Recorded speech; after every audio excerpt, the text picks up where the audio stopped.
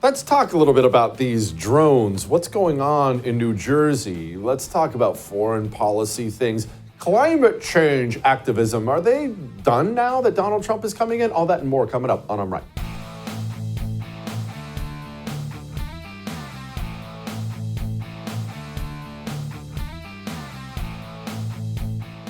These drones. What's going on in New Jersey right now with these drones? Well, allow me to go ahead and spoil the ending for you here. I don't know. And you don't know. And there's a chance we will never know. And that's actually what I wanted to talk to you about when it comes to drones, information, news, domestic, foreign affairs. Remember, I mean, we've had this conversation a million times on this show. It happened all the time during COVID, during Trump's presidency. The talk about institutional trust and how critical for a country institutional trust is. Because any country, even a tiny village, but we'll make it about our country, a country is going to have institutions. A country is going to be built on its institutions. It just is. It's going to have educational institutions, religious institutions, media institutions, just entertainment institutions. Institutions are the pillars that hold up a country. And they're critical because the people in any country, they need to know where they can go to get accurate information. Because I'm just a person. You're just a person. We can't see overseas. I don't know what's going on in France, Iran, and the Atlantic Ocean. I can't see Hawaii. I'm sitting here in Texas. I need to know what's happening. So how can I know? How can you know? I have to have an institution I trust where I can go and get that information. But what happened here in the United States of America was the communists did what they've always done, what the Italian communist Antonio Gramsci talked about decades ago. They marched through the institutions. They recognized that, you can focus on the people, and that's fine, but if you capture the institutions, you capture the country. And they spent decades doing that in this country. We woke up one day, it seems like it was 5 minutes ago, we woke up one day and, wait a minute, the CDC is against us? What happened? The CDC? What? You can't turn on the news without getting all the commie garbage. The FBI is against us. CIA, NSA, the United States military. We lost all these institutions. We woke up one day and they were all gone. The commies had not only taken them over, the commies had done what they do. They then use the institutional trust to advance themselves and destroy their enemies. That's what communists do with institutions. But there's a negative for them as well. You see, institutional trust does not last forever. Institutional trust can be lost very easily, and once lost, very hard to get back. Oh, you're a communist. You had a grand old time taking over the FBI, and now you use the secret state police agency to arrest and attack all your political opponents and protect yourselves. That's fun. Oh, it's a good time. But now you see the numbers. The American people, they don't take any stock in the FBI at all, especially people on the right. The FBI is thought of as vermin, which of course they are, not trusted. You talk to your cousin who's in the FBI now, it's no longer a, whoa, that's pretty cool. Now it's a, oh, that sucks. It's what happens. And it's happened across our national security sector as well. We have these stories, they're obviously very real, about drones on our East Coast. Drones. And not just drones, we're not talking about a little bite-sized drone that's maybe hovering over the backyard while you're sunbathing by your pool. These drones, this is a New Jersey rep, Chris Smith is his name, these drones appear to be aggressive. One of his officers 2 nights ago saw 50 drones come in off the ocean right there. So we thought maybe they'll replicate it. They didn't, but we thought it was a possibility. Then last night we had a number of other people there, including a commanding officer from the Coast Guard, who said that one of their 47-foot motor lifeboats was followed by between 12 and 30 of these drones as they went through the water, followed right behind them. That's not a small deal. Why are drone swarms, 12 to 30 is not one, why are they following the Coast Guard? What are they doing here? Well, Representative Van Drew, New Jersey Republican, he does not have a reputation of bomb throwing, of just trying to get his face and name in the newspaper. You hardly have ever heard the guy's name. Maybe you've never heard the guy's name. So this is not some guy who's out there making a used car salesman idiot of himself. He's on the news talking about Iran and a mothership. Iran launched a mothership probably about a month ago that contains these drones. That mothership is off, I'm going to tell you the deal. It's off the east coast of the United States of America. They've launched drones, is everything that we can see or hear. And again, these are from high sources. I don't say this lightly. Now, we know there was a probability it could have been our own government. We know it's not our own government because they would have let us know. It could have been some really glorified hobbyists that were doing something unbelievable. They don't have the technology. But let's pretend that's possible. The third possibility was somebody, an adversarial country, doing this. Know that Iran made a deal with China to purchase drones, motherships, and technology in order to go forward. That's kind of a big deal, especially when you take this into account. Remember when Donald Trump was president the very first time, and we assassinated their general, Iranian General Qasem Soleimani. We assassinated him with a missile that has swords. I'm not making that up. We have this missile, and instead of exploding, because they're worried about collateral damage, right before it lands, a bunch of swords come out of it, and then it lands and just chops up. That's how we killed Qasem Soleimani. It's really cool. Anyway, we killed one of their top generals, and Iran has not let this go. In fact, Iran has been fairly open about the fact they intend to kill Donald Trump. Okay, so I don't know whether it was Iran or not, but it certainly could be. What if it is? What if it's not? And of course, the Defense Department is asked about this when you have a congressman coming out and saying these are drones from an Iranian mothership, Iran, a country that's a hostile actor trying to assassinate our politicians.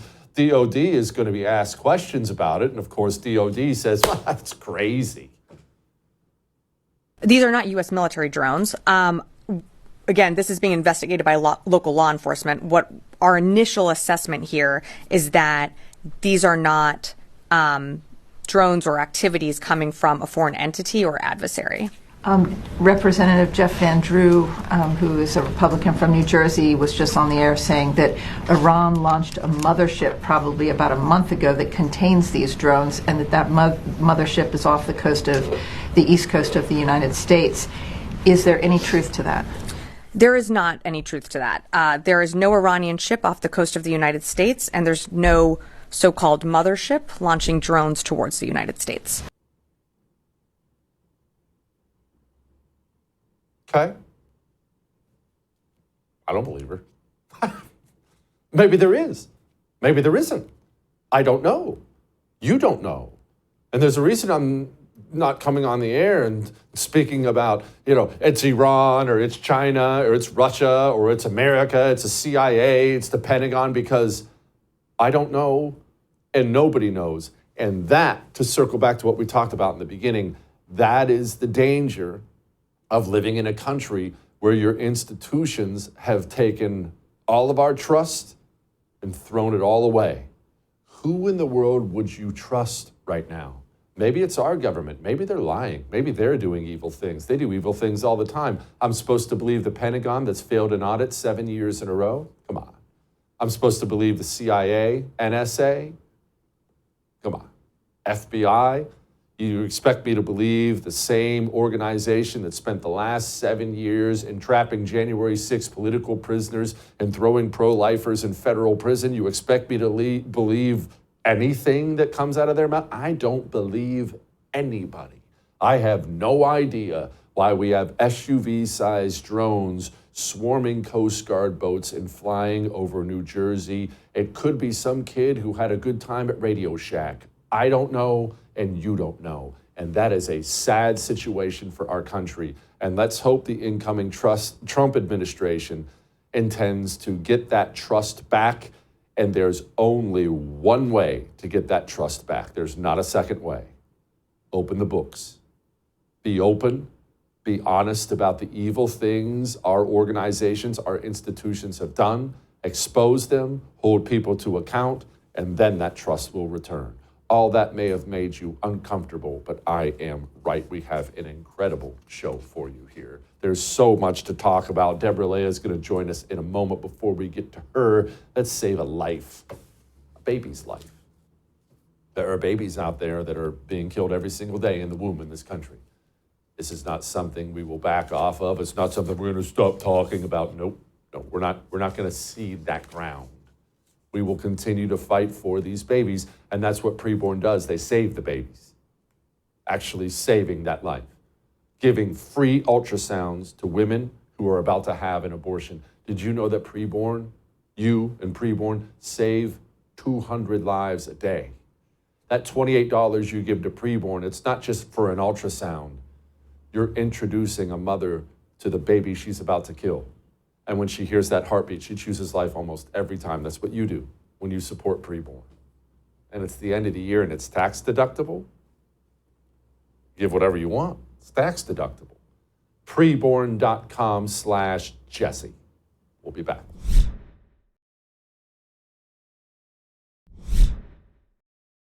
So I hope that you all feel that sense of, peace and light, and that just for a moment when you leave here today that you feel, a sense of joy.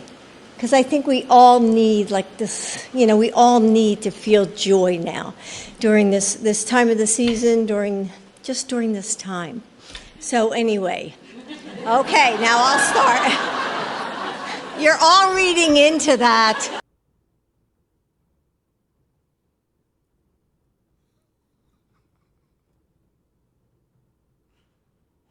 That is so heartless and vicious, and I am just completely enjoying the Mean Girls catfight between Jill Biden and Dome, stomping all over Dome's grave. It's hilarious to me. Joining me now, Deborah Leah, conservative commentator. Deborah, that was not very subtle, being as how a lot of people picked up on the fact that these two hate each other, and it has been so enjoyable watching them knife fight. I mean, again, it's just the joy that doesn't exist that they keep telling us about. There's going to be so much joy all over the place. But the real joy is going to come on January 20th when we send the Biden family back to whatever depth that they crawled out of and never have them represent us in public office ever again. Deborah, Joe Biden pardons his son, comes out today. He pardons a bunch of Chinese pedophiles and other things. Is Joe Biden just doing everything he can to destroy the Democrat brand on the way out of the White House? What do you make of all this? Well, I honestly think that he's doing, and I don't agree with any of this, of course, but I think he's doing whatever he wants because he had the presidency stripped out from under him. We saw this coup against him to get him out as the Democratic nominee. And so he really had everybody turn against him. And I think at this point, he has no loyalties to anybody but his own family and the people that have made him and his family rich over the past decades in his public office career. And I think that he is just trying to give out party favors to anybody who has ever helped him because he knows that he has no loyalties. He has nothing left to be indebted to the Democratic Party for. And so he's just going willy-nilly with whatever power he has left. But it's just crazy to me, the inaction that we saw for years with him as president. And now the last few months, he got like a new pep in his step and he's signing everything. He's making all these decisions. Where was this action when Americans have been held hostage in Gaza by Hamas? Where is this action when we were pulling out of Afghanistan and we had so many of our servicemen killed unnecessarily? I just don't understand why he's suddenly now putting out decision after decision when he should have done this for American people, not just people that he favors. So it's disappointing. It's disgusting. And like I said earlier, I'm so excited to send this family out of office and never hear about their corrupt family ever again, unless it's court cases against them. Yeah. Well, pretty standard Biden family garbage. Okay, Kash Patel. Christopher A. steps down yesterday. No surprise there. Are you hearing that Kash is going to sail through this confirmation process or not? I mean, I'd like to be hopeful. I think so. Overall, he seems to be one of the most qualified people to be put forth for this position. His governance over the Middle East during Trump's first administration, a lot of his decisions and actions led to us eliminating al-Baghdadi, one of a horrific terrorist who has taken so many American lives. And so I would really hope, and I like to think positive, that he's going to get the confirmation. We still have a lot up in the air, but I've been saying this recently that I think the Democrats know that their time is gone. And if they can't beat us, they have to join us and just let us get back to the country that we want to have, and just stop trying to put unqualified people into positions. I think he's incredibly qualified, and I would love to see him lead the FBI and be a strong presence in America and just make our country non-politicized and just pursuing justice again, which is what the intentions of the FBI was originally designed for, true justice. What about Hegseth? Obviously, he's the one that's got all the fire aimed at him right now, all these anonymous hit pieces here and hit pieces there. And then you have these squishy losers in the United States Senate, mainly Republicans I'm talking about, who can't seem to get their act together. How are we looking for Pete? I mean, I think that any of the allegations against him they don't really have any standing. This man was a private citizen. He was a single man. He was doing what he wanted as an individual with his freedom and his rights. And there was nothing that he's truly done that I've heard yet that would make him not a good candidate or not somebody that would be qualified for this position. Overall, I think the attacks are all personal. And half of Biden's administration was transgender, stealing suitcases. If we want to talk about people unqualified, how about the suitcase thief that was stealing everybody's suitcase at the airport? So overall, I think that the left is just trying to throw anything and everything at anybody that Trump is putting forward to just try and maintain any level of power. But with us having the presidency, the Senate, and I'm not sure if every race in the House is still called yet. I feel like that California race is still going, but overall, I think they're just trying to do anything they can to seem like they have any power left. But we're going to get this country back on track. I'm hopeful for it. And I am so excited about Trump's second administration. His team seems to be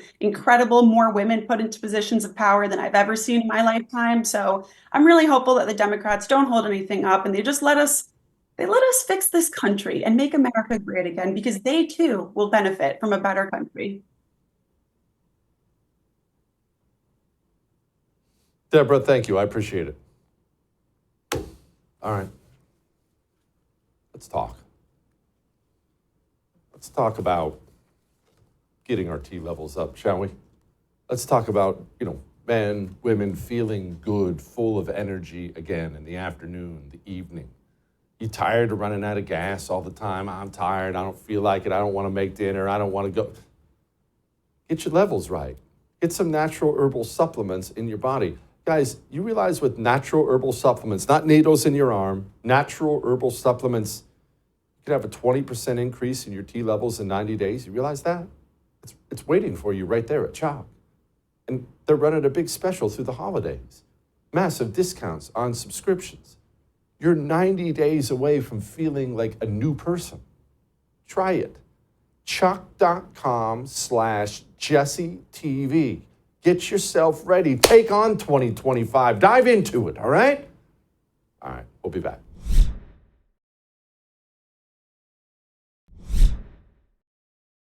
Joining me now, my friend Dave Ruboy. He has the best Substack out there. It's called Late Republic Nonsense. I always learn things when I talk to my friend Dave. How should the United States of America handle this? Because as you mentioned, we have a couple sets of allies over there. We have Israel that's surrounded, and now we have an Al-Qaeda-ISIS collab right on their northern border. We also have the poor Kurds who are holding 30,000, 50,000 ISIS fighters for us.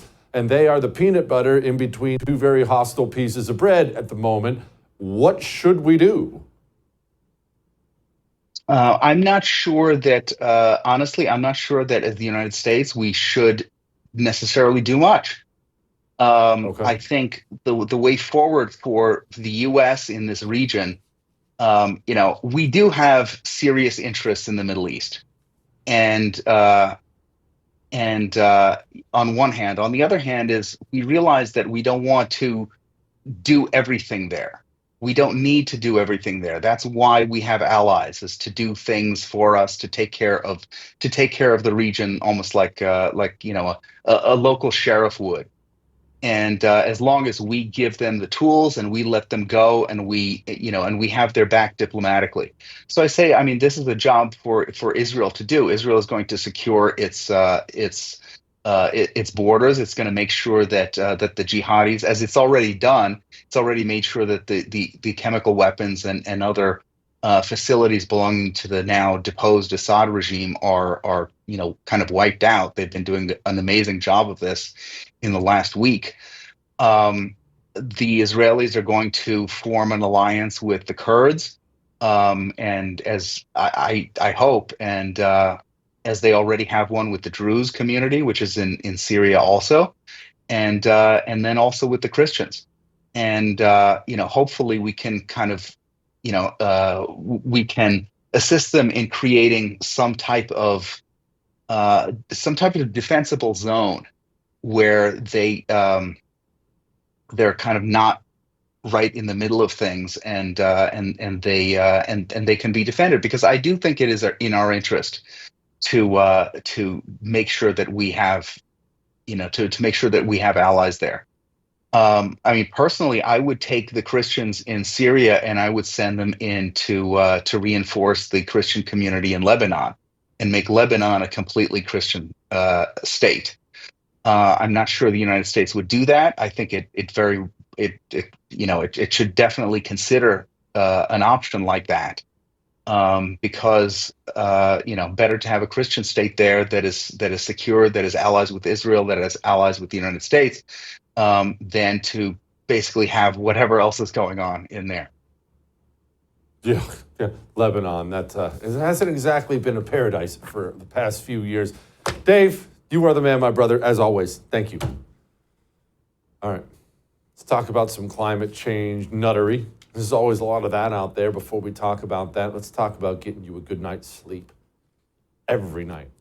Wouldn't that be a nice thing? Wouldn't that be something you'd sign up for right now? What if I could guarantee you a good night's sleep every night? It's within your grasp. Dream powder from Beam is hot chocolate. I have a cup of hot chocolate whenever I want to sleep well. It's got melatonin and things like that in it, though. This isn't your standard cup of hot chocolate. It's delicious. Mine's chocolate cinnamon, but it's not normal.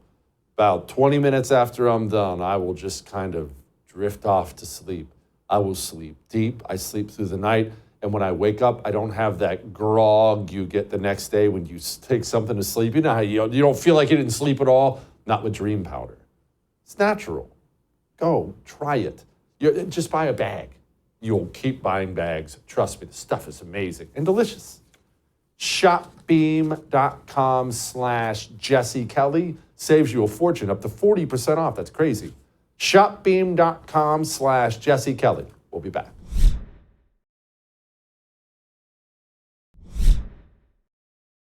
Well, as we've talked about, climate change activism, that green commie garbage, it's really communism in its final form. It's, believe it or not, the most murderous version of communism ever. I mean, Stalin, Mao, they couldn't dream of killing as many people as these climate change nutters or want to kill. So what are they going to do now? Where are they now? It doesn't look like there's much of an appetite for that anymore. Joining me now to talk about it, Mark Morano, executive editor of ClimateDepot.com. Okay, Mark, if the stock market is any judge, it looks like a lot of the money, the green money, is evaporating before our eyes, is it not? Yes. I mean, there's one phrase, and it's called the Trump effect. Here's the key you need to understand. When Donald Trump was elected 8 years ago, 2016, people thought of him as a bad kidney stone that would pass through the system. The climate activists were like, we're going forward no matter what. Fast forward 8 years, the fraud, the lies, the deceit of the whole green agenda. Solar and wind are cheaper. They're taking over. Gas-powered cars are listed-paying. EVs are going to be every driveway. All of it was a fraud. All of it went nowhere. Now they're really afraid. So now you have the mainstream media reporting that the climate community is beside itself. They're calling it an ESG, for one example, environment, social governance, a vibe check. stock market investors pulling record amounts of cash out of ESG, out of all these climate funds. You have, I think it was Bloomberg News said that this was a backlash of the Donald Drill Baby Drill Trump returning to the White House, $24 billion being removed from these climate-related funds. Goldman Sachs is out of there. All of these groups, and this is significant because this is the sort of the financial brainchild that fueled the corporate government collusion on all of these climate policies that no one voted for. Remember, we didn't vote for gas-powered car bans. We didn't vote for the meat restrictions. You could argue we voted for the energy restrictions, but we were told a bill of the goods of lies and deceit in order to sell us on that. So this is a huge moment in our history. Donald Trump's effect of his presidency, and especially if Elon Musk and Vivek Ramaswamy go through and start cutting this, and I'm talking about beyond inflation reduction, they have to go to the heart of this, which is going to be Department of Energy, it's going to be NOAA, it's going to be the government grants to universities funding these ridiculous modeling studies. We had one come out saying the price of coffee is going to go up in 50 years. NBC News reported it under the climate crisis headline, the price of coffee. We have studies that are showing that, toilets, people aren't using toilets anymore in the developing world because the bad weather caused by climate change is breaking the toilets, which is forcing them to go to the bathroom in rivers and streams, and it's causing, defecation and pollution in our waterways. The most insane studies just keep crank out. We need to cut that spigot. Okay, Mark, so I don't want to ever get my hopes up too high. I don't want to get my cynicism too low. So have we reached peak, climate change activism? I realize there are always ebbs and flows. When you get a Democrat elected, the money spigot is going to open up. When you get a Republican elected, it's going to kind of shut off. But do you get the sense that the people themselves in Western countries are really kind of sick of it and they're going to have a hard time getting back to where they were? They are, but because there's two components. Okay, first of all, public opinion. Pew Research, just a couple days ago, new poll out. Almost half the public is not convinced that climate has any significant effect on, that man-made emissions have any significant effect on climate change. That's huge. So Pew Research reporting that almost half the public isn't buying it. The half that is, it's like 72% of Democrats are convinced. But even among Democrats, look at RFK Jr. as an example. He says, well, climate's important, but I'm not going to talk about it anymore because the whole thing's been hijacked by the World Economic Forum, the United Nations for totalitarian control. So I think even Democrats are, don't know what to do with the climate issue. The second part of the answer is more difficult. As Ronald Reagan said in 1964, once a government agency is instituted, it's the nearest thing to eternal life on earth. Let's take Obamacare, never got repealed. Let's take the Inflation Reduction Act passed in 2022. Started as a $370 billion bill, already up to $2 trillion and counting. There's no end to it. Here's where the evil genius of socialism, the evil genius of permanent government spending. They now have farmers' lobbies turning into global warming promoters because farmers are getting billions of this money now as subsidies to capture carbon on their farms. They have small towns, Republican districts, small town councils across the country who are getting money for Chinese EV plants, billions of dollars funneled into Republican districts. You now have a coalition of Republican congressmen who say, we don't want to repeal the Inflation Reduction Act. We think it's great. This is the problem we face, is that government is so entrenched. Can Elon Musk, Vivek Ramaswamy, Donald Trump? I don't know. Donald Trump didn't restrain spending the first term. The question is, are we really at a sea change moment? The last time I think we've been positioned like this was 1981 with Ronald Reagan. And I hate to say this, but Ronald Reagan largely failed to rein in government. He didn't really cut domestic spending. David Stockman, as management and budget director, wrote a whole book on how he couldn't cut welfare state and all these other spending. And he ended up increasing defense spending. We ended up having deficits in the 80s, huge economic growth. But that was Reagan's big failing. So it's the bane of everyone who wants to reduce government, the fact that there's really no success in actually doing it. Yeah, Reagan himself lamented the fact that he turned out to be just another big spending president, like they all are, Democrats, Republicans, all of them. Reagan lamented this whole thing. Okay, so Mark, where can we go from here? If these things get entrenched, like the Inflation Reduction Act, Are they actually permanent? Are there things we can do? Because this just is one endless blood sucking of the taxpayers' money and a big handout to a small town here, a farmer there, but they don't deserve my money. Where do we go from here? Well, what's happening right now is Biden is just pumping the money out, unbelievable amounts, just trying to fund it. No one can stop him. He has till January, and he's just executively. We have counties in California who can't even spend the money. They don't have enough bureaucrats to spend the money. It's piling up from the Inflation Reduction Act. So where can we go? I think we've made unbelievable progress. The whole green agenda not only has collapsed in the U.S., I mentioned the Pew poll. Just look at the recent COP29. You have infighting, bickering. They want to end the process, reform it. UN advisors turning on the UN, saying it's a fraud. Argentina pulled its delegation. France boycotted it. Pacific Island nations aren't going. There's no celebrities. The billionaire class. It's not fit for purpose. Donald Trump and this whole global pushback has a huge effect. So in terms of pushing it back, I think we have to build on this. We have to get rid of the UN Paris Agreement in the United States. Once the U.S. leaves that leadership role, especially 8 years on from when the last time we did it, it's going to have a huge effect, demoralizing the Europeans' commitment to the climate agenda. I think we're in a pretty good place.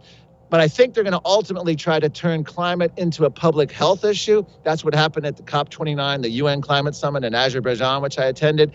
They're trying to turn it so that hospitals, doctors, this is a whole new area. They're going to merge it as a public health threat with infectious diseases, and they're going to go through it in that unelected way. But I don't think they can continue to go the way that they have gone with this broad appeal, Inflation Reduction Act, and we're going to, save the planet. I just don't think the public and even Europe and Australia are buying that kind of nonsense anymore. So ultimately, it's going to be a reorganizing of the whole scam, if you will, into public health. But I think the key is we have to ride this right now. The first year of Donald Trump's presidency is going to be critical. He needs to focus not only on funding, but also narrative. And one of the things I recommend, and I tried to do this the first term, but Larry Kudlow, of all people, stopped it. He brags about stopping it. Several dozen former UN scientists, Nobel Prize winner, want to issue a government report under a climate commission, the United States federal government stamp of approval, countering the whole UN doomsday climate agenda, climate claims. If we could get that, be the first government pushback since 1988, Donald Trump is positioned to have the opportunity to do major things to damage and set back the entire climate agenda. Let's hope he can follow through. Mark, tell me about Europe, because I know things, the price of energy in Germany, it's staggering. Is there a pushback there? Are they seeing the same blowback that our climate commies here have seen, or is it just so entrenched there that poor Europeans are just screwed? Yes, I testified at the Polish Parliament back in June. I went to Vienna, Austria, right after the EU elections. Germany just had to reorganize their government based on failing green policies and the cost. It's all virtue signaling. You can get away with virtue signaling until there's real economic pain. And that's what's happened. And the Ukraine invasion and the whole reaction to that created even more doomsday for the green agenda. It's probably the only good thing to come out of that Ukraine invasion was expose the fraud of the green agenda. But Europe suspended the Green Deal right before the elections at the EU, and the EU elections in June pushed back majorly on this. The only country that's an extreme outlier at the moment is England, with their socialist prime minister Starmer, who's just all in, doubling and tripling down on the green agenda. But you have the farmers led the rebellion in Europe, spraying manure on the capital in Brussels. They formed their own political party in the Netherlands. They've been pushing back. They're rolling back the EU, the gas-powered car ban, weakening those, pushing them off in the future. Europe is facing an entire reckoning right now across the board. France, a huge election, and Macron dealing with this whole thing as well. And having Donald Trump there to shove it in their face and make it so that it makes no sense for Europe to even commit if the U.S. isn't in, it's all good. I mean, we are in a great place for momentum. Europe, I think, has had it. And the people voted last June. And essentially, they're halting their Green New Deal temporarily. We'll see where this goes in the next year, 2 years, 3 years. Mark, finally, Elon Musk. He used to be outspoken about all this climate change crap and seems to have backed off that, has verbally backed off that quite a bit. What do we make of his transition? Well, I think it's a great question, because you go back 10 years, Elon Musk was as alarmist as anyone else out there. Al Gore, he was doing tipping points. He made all these comments. It was his business model to scare people about emissions, particularly gas-powered cars, so they'd buy an electric car because electric cars were the savior. Well, when we started doing the research, and the research became pretty obvious, it takes 500,000 pounds of materials dug up to make one Tesla battery.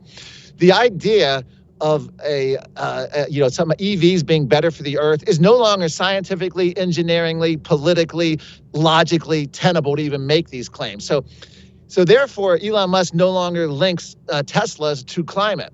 And he's actually personally pulled company-wide all the PowerPoints in their presentation on their website that included Al Gore's movie, An Inconvenient Truth. They're all gone. He's moved on from that. He now argues that the whole threat has been overblown. I think part of it is he's got an alliance with Trump, so he's trying to fit in.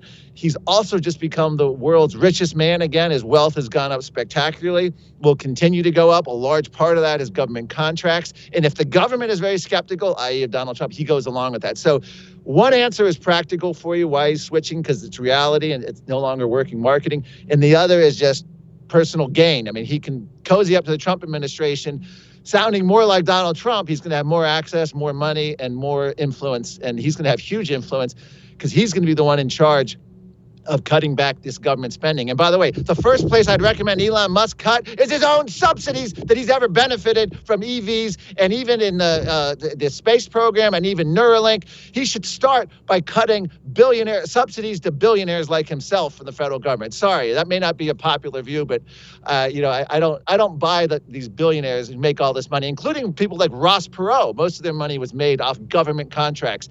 Something ain't right when that happens with America. I don't disagree with you at all. Mark, my brother, thank you so much. I appreciate it.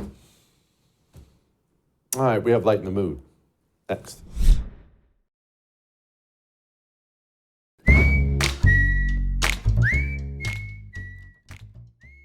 All right, it is time to lighten the mood, and I have to confess something to you right now that I don't love, but this is television.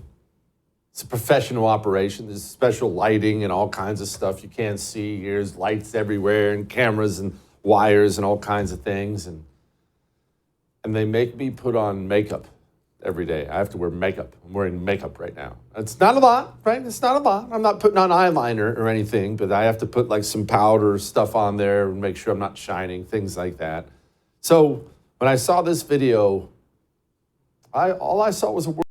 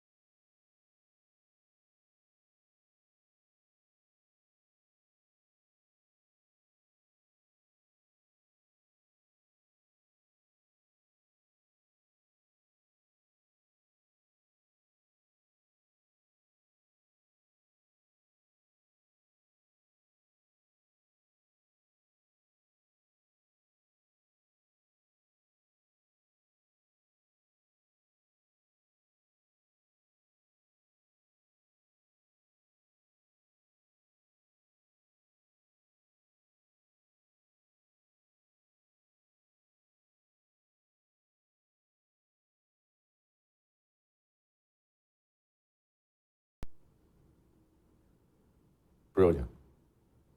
I'll see you tomorrow.